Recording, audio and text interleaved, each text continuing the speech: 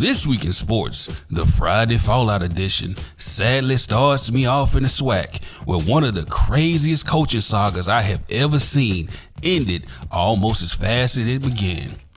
Now, on December 27, Bethune-Cookman hired former Baltimore Raven great and NFL Hall of Fame safety Ed Reed to become their head coach, giving another jolt of superstardom to HBCUs. Well, just like Prime, Ed's time is over too, and only after 25 days. Now, as many of you know, the fallout started after Ed went live on his socials with some pretty devastating things to say after letting folks get under his skin. Been mutton and showing shit. I chose not to, but now I'm out here walking with the football team, picking up trash. But I'm mutting us. Man, get out of here, man. I should leave. Now, after all this went down, and to his credit, Ed did apologize, but as we saw, BCU wasn't trying to hear that shit, and they gave him his walking papers. Good. Then you fired. Who, me? Yeah, you. I'm fired? And don't you fired too? You fired. Why you gonna fire me for, Picky? Shut up! Shut up! And like clockwork, you know Prime had to chime in to give Ed some words of encouragement. I know you don't smoke weed. I know this.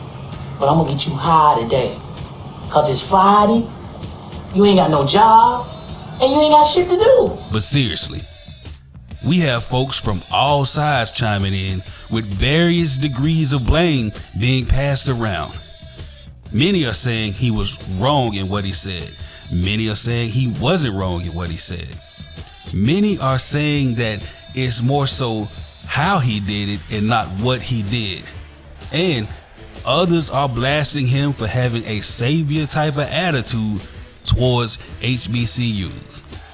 But look, either way you slice it, the biggest losers here are the kids and the culture. Over in the NBA, in the marquee game of the night, all talk should have been about superstars LeBron James and Ja Morant and the action taking place on the court. Because let's be real, it was a good ass game. But instead, all the talk is about what happened off the court. Shannon Sharpe, the host of Undisputed and the undisputed heavyweight champion of LeBron fandom, got into a heated verbal altercation with the Grizzlies after telling light-skinned Dylan Brooks that he was too little to hold Bron. And man, them jokers didn't like that shit at all. Oh no, Holmes, you making me Suspicious, eh? It's making me think a lot. Smart guy. Even though his words were for Brooks, Shannon was confronted by everybody but him. Steven Adams, Ja Morant, Ja's daddy, Wish Usher, and a couple of other folks all had something to say to old Shay Sharpe. And to his credit, he didn't back down not one bit. Well, except for Steven Adams. But anyway, he told every last one of them, Fuck you, and fuck you. Who's next? But in the end, cooler heads did prevail, and we saw Shannon and T. Morant hug it out at the end, and it was all smiles. Now, when asked about him approaching Shannon during the commotion and what they said to each other when they squashed it, T had this to say. Shit, that nigga had me scared, but I held my own. Fuck that.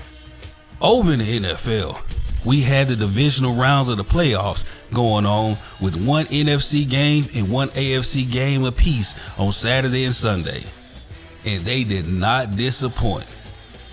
Well, Dallas did. More on that a little later. Kicking things off, we had the Kansas City Chiefs, led by MVP A.T. Mahomes, taking on Golden Boy Trevor, he who has never lost a game on Saturday, Lawrence, and a Jacksonville Jaguar team that just don't quit. And man, this game was a lot closer than what we all thought it would be. After starting the game 12 of 15 for 84 yards and a touchdown pass to Travis Kelce, Mahomes gave Chiefs Kingdom the scare of their lives when he went down with what appears to be a serious leg injury. Man down, 11:30, hip in distress. But have no fear, longtime backup Chad Henne came in and led the Chiefs on a 98-yard touchdown drive of his own, proving to all of us that anything is possible.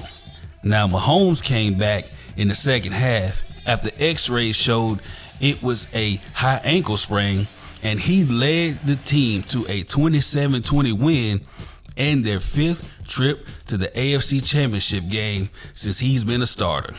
And even though Jacksonville put up a valiant effort, they should have just listened to Tandy Newton on the Chronicles of Riddick. No! Kill the beast while it's wounded! Over in the NFC, the Eagles, led by a dominant defense and Jalen Hammer Don't Hurts 'em, took on the Little Giants, led by Daniel 5 and Dime Jones and Saquon Barkley. Now, many people thought this would be a close game due to the Eagles coming off of a bye and Jalen Hurts' shoulder being problematic. And all it took was one throw, hell, his first throw, to let us know it was a wrap. And it was a wrap indeed. Let me just say, this game was pretty much over before it even started, when the Eagles jumped up to a 14-0 lead on its first 2 drives. Man, listen, this game was done faster than me on my first time fucking. Nah, this game was done faster than niggas putting up they shit when Debo coming. Come Debo. Who? Debo. This game was done faster than Uncle Elroy after he got paid.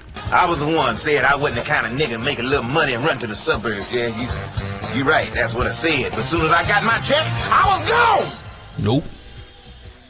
Man, this game was done faster than Ezel bargaining from that floor in that store. Oh, I'm hurt. Oh, my neck, my back, my neck and my back. Oh, I want 150,000. But we can settle out of court right now for $20. Yikes. Anyways, the Eagles went on to beat the Little Giants 38-7, and not even the annexation of Puerto Rico would help them. On Sunday, we had the rematch of the game that was canceled from Week 17 with the Cincinnati Bengals, led by the second best QB in the league, Joe Burrow, taking on the Buffalo Bills, led by Josh Turnover King Allen, and inspired by Damar Hamlin, who was in attendance. And man, it just wasn't enough. The Bengals jumped out on their ass like a SWAT team and took an early, insurmountable 14-0 lead on 2 TD passes from Burrow. Now, Buffalo was able to get on board after a long 7-minute 41-second drive, but that was pretty much the end of the good news for them for the rest of the game.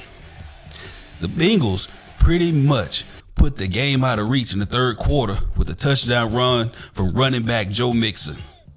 Now, over on the Bills sideline, we saw wide receiver Stephon Diggs and Josh Allen going at it about Diggs' touches during the game, with the mics picking up this exchange. Wait a minute. What's this? This ain't enough. Make it enough. Damn. Anyways, the Bengals won 27-10, setting up a repeat of last year's AFC Championship. And finally, on Sunday night, we had the game that everybody and their mama was waiting for. This game was like a throwback to the 90s, with 2 historic franchises and stars from that era on both sidelines. It had all the intrigue and drama leading up to this game, and one team showed up to play, and the other team was the Cowboys. Now, Dallas, led by Dak, picked off Prescott, and Michael L.T. Jr. Parsons took on the San Francisco 49ers, led by rookie sensation Brock Purdy, Christian McCaffrey, Deebo Samuels, and Nick Maga Man Bosa. The game was close, especially in the first half, with the teams going into halftime tied 9 apiece. But the second half, San Francisco pulled away with a 10-point fourth quarter led by a 91-yard drive, capped off by a McCaffrey TD run. Now, Dallas still had a shot with 3 minutes left, but that San Francisco defense was on Dak's ass like them boys from spring break a few years ago. Damn. But anyway, after the game, when asked about his team's future, Jerry Jones had this to say. You win some, you lose some. But you live to fight another day. Just not that day. And unlike Craig, these boys could not beat Debo. And next year, just like this year, just like last year, hell, just like every year since 1995, gonna be their year. Alright, we'll see. This week's episode was brought to you by the word Dallas. And hopefully this is the last time we got to hear We Them Boys for a long, long time. Y'all have a good one. I'll see you next week.